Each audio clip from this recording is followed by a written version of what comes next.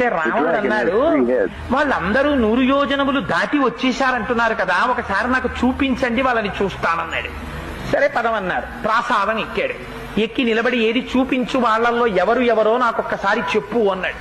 అదిగో రావణ అక్కడ చూడు, అదిగో ఆ మధ్యలో నిలబడినటువంటి వాడు హనుమ.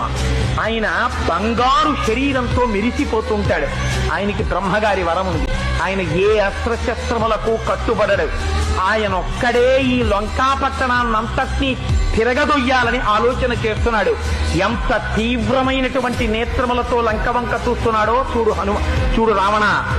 ఆయన పక్కన ఉన్నవాడు నల్లటి నీలమైనటువంటి శరీరంతో మిరిసిపోతున్నాడే, పద్మాల లాంటి కన్నులున్నాయే, ఎడమ చేత్తో కోదండం పట్టుకున్నాడే, వెనక అక్షయబాణ తూణీరములు కట్టుకున్నాడే, ఆయన పేరే రాముడు. ఆయనే జనస్థానంలో 14,000 మంది రాక్షసుల్ని ఒక్కడే కొట్టాడు రావణ. ఆ రాముడి ఇవాళ వచ్చేశాడు లంకాపట్టణం మీదకి.